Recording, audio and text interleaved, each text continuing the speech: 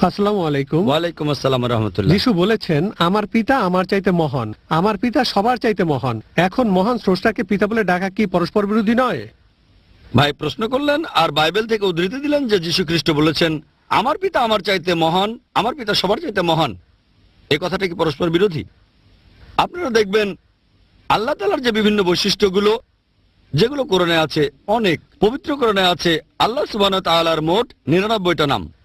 আর রহমান, আর রহিম, পরম দয়ালু, পরম দয়াময়, আল হাকিম, সবচেয়ে জ্ঞানী। কিন্তু আল্লাহকে পিতা বলে ডাকা এটা কি ঠিক? সাধারণভাবে যদি প্রশ্ন করেন, বাইরে থেকে দেখলে এটা ভালোই, বাইরে থেকে এটা একটা বৈশিষ্ট্য। তবে মানুষ ভুল বুঝেছে যে পিতা তার মানে যীশু খ্রিস্ট হলেন ঈশ্বরের পুত্র।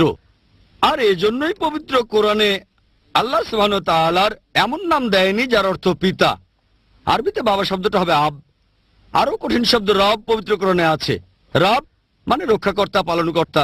তাহলে আল্লাহ সুবহানাহু ওয়া তাআলা তার জ্ঞান দিয়ে এই নামগুলো দিয়েছেন যেখানে পিতা বা আব শব্দটা নেই। আল্লাহ সুবহানাহু ওয়া তাআলার পিতা নামে কোনো বৈশিষ্ট্য নেই। আল্লাহ তাআলা এসব করেছেন। মানুষ হয়তো ভুল বুঝবে, হয়তো নিজের বাবাকে ঈশ্বর বলে ডেকে বসবে, হয়তো অনেক ভুল বোঝাবুঝি হয়ে যেতে পারে। আর এজন্য আমিও একমত যে পিতা নামটা আল্লাহ সুবহানাহু ওয়া তাআলার কোনো বৈশিষ্ট্য নয়। তবে সেই সময়ে আমাদের বুঝতে হবে বর্তমানের যে বাইবেল, এটা অরিজিনাল ইনজিল না, যেটা নাজিল হয়েছিল ঈসা আলাইহিস সালাম বা যীশু খ্রিস্টের উপর। আর পবিত্র বাইবেলের অনেক জায়গায় যীশু খ্রিস্ট নিজের মুখেই ঈশ্বরকে ডেকেছেন পিতা বলে। এটা তার একটা স্টাইল।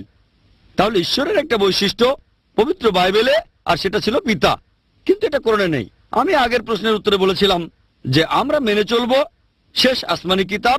এর আগে যতগুলো ধর্মগ্রন্থ এসেছিল সেগুলো ছিল নির্দিষ্ট সময়ের জন্য, গোত্রের জন্য। বাইবেলে সঠিক না ভুল সেটা আলাদা কথা, সঠিক হয়ে থাকলেও সেটা ছিল নির্দিষ্ট সময়ের জন্য, গোত্রের জন্য। আজকে আমরা মানব সর্বশেষ ও চূড়ান্ত আসমানি কিতাব কোরআন।